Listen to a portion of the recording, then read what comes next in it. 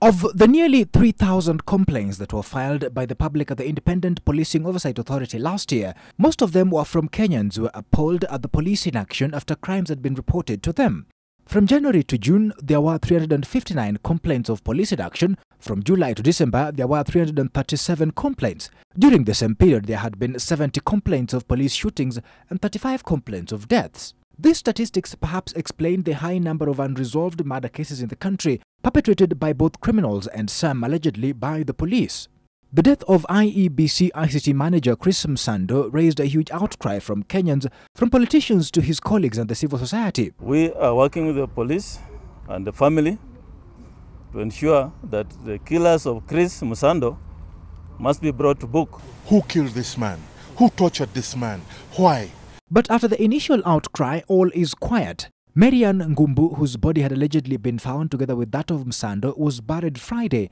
Her parents still looking for answers, just like friends, relatives and colleagues of Msando. There have also been Kenyans killed in riots, and now those killed after the announcement of election results in Nairobi and Kisumu. Whose role should it be to campaign for justice when such things happen?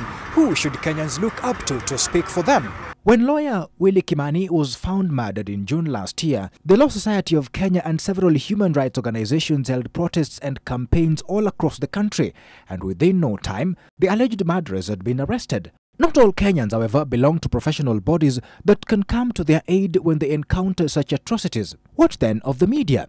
Should it be the one campaigning for justice? Veteran journalist Macharia Gaido thinks so.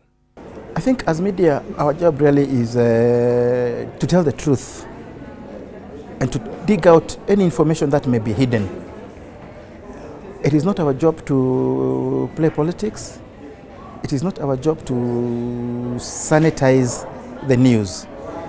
If there are killings going on, then we need to cover it, because not covering it will not stop the killings. We need to be the ones to raise the red flag.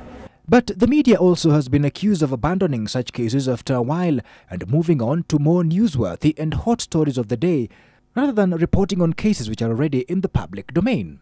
Any death is newsworthy, and it should remain newsworthy until it is solved. We have a history of political assassinations in Kenya, starting with, I think, Pio Gama Pinto, in 1964, thereabouts. There was the mysterious death of Agwin Skodek, mysterious death of Ronald Ngala, the assassination of Tom Mboya, J.M. Kariuki, the death of Bishop Muge, and so many others. None of those things have been solved. And it is our job really to keep pushing. In the IPOA report, the authority says that this year it has concluded 19 cases of deaths caused by the police, but has faced numerous challenges. One is the lack of cooperation from senior police officers in the service. Solving these crimes all over the country would have been the best way of ending impunity. When we talk about this national amnesia, that is a problem, that we know today somebody can be killed, and the killers know that there'll be a big outrage, and 2-3 weeks later, 1 year later, that issue is forgotten. Look at what happened after Nazism. Up to date, up to today, 50-60 years later, the perpetrators are still being hunted down and taken to court to answer for their crimes, even at the age of 90 plus. Many Kenyans who have spoken to NTV, however, point to national leaders who have been slow to play their roles in ensuring that Kenyans get justice, and say that the population is not necessarily the one to blame.